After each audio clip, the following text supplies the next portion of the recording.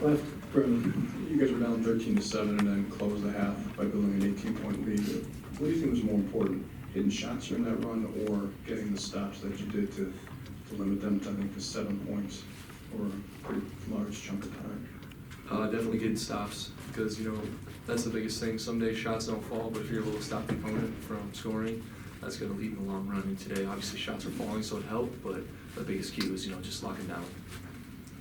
Jim, over on the right. Brevin, this is kind of happening a lot in the Big Ten where home teams are holding court. How do you explain how different you guys have been at home as compared to away from here? I think that's what it is with every team in this league. I mean, everybody, you have a little more familiarity at home. You get more shots up. You're always around here. So maybe it's a little bit of a comfort thing, but on the road, I mean, everybody's been struggling. But, you just, every day you're trying to do your best to bring that same kind of intensity, that same energy on the road that you can.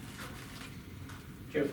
Aleem, what do you think your best contribution was today? I'll just say defense and rebounding and just trying to bring energy, and I felt like I did a good job of that today, and just trying to stay consistent on that end.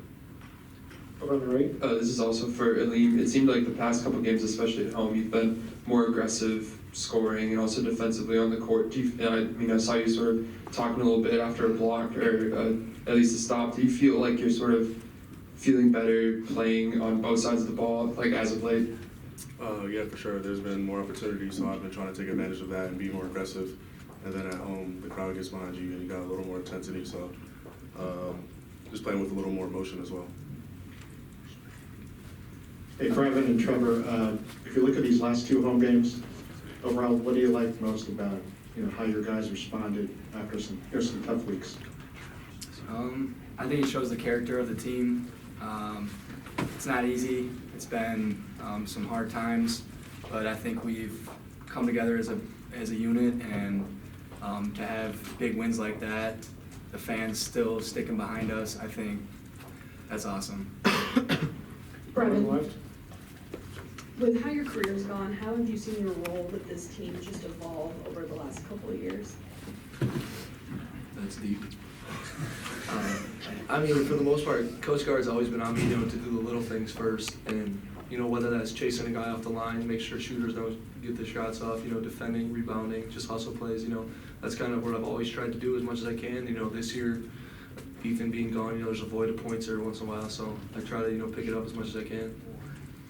Tom, over on the right. Trevor, back here, I'm sure your dad's told you a lot about that 2000 team. Did you guys have much contact with them, Coach Bennett, the team, whatever? And if you did, what did you take away from that this weekend? Not much. They came to our practice yesterday. I know Dick Bennett, the Bennetts, just from living in Point. My dad's got a good relationship with all those guys, so we just talked. Nothing too much about the 2000 Final Four team, but everything that we've learned from them is just about playing for the W on the front of your jersey. They said that they were like 11-11 at one point in the season, and just shows that anything can happen when you buy in and play for each other. So I think that's a good message for us. Jeff, on the left. Trevor, Demetrius not in here today, but I think he had another 8 assists today. His assist to turnovers numbers have been pretty good all year. As a point guard, when you watch him play recently, what have you seen from the way he's been able to get the ball to shooters and also protect the ball and limit his turnovers? Meech is a killer, man.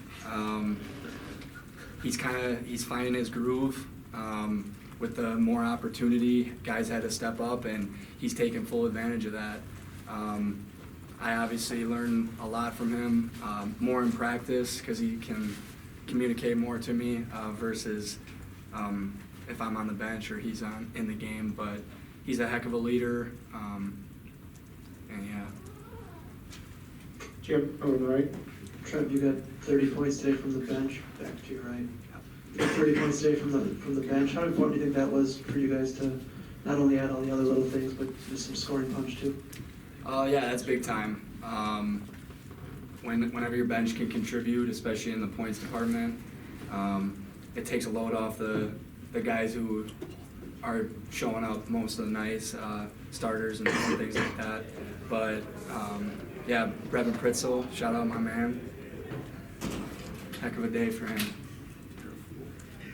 Over on the left. Going off of that, Brevin, what is the key to finding a rhythm in a game like this, just being so effective?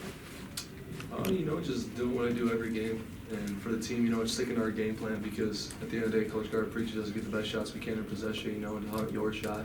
So everybody's kind of looking for what they should do best, it kind of just works out.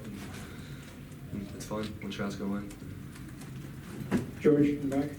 Aleem, this team always, you guys seem to always start your groove on the defensive end. You mentioned it with the defense and rebounds.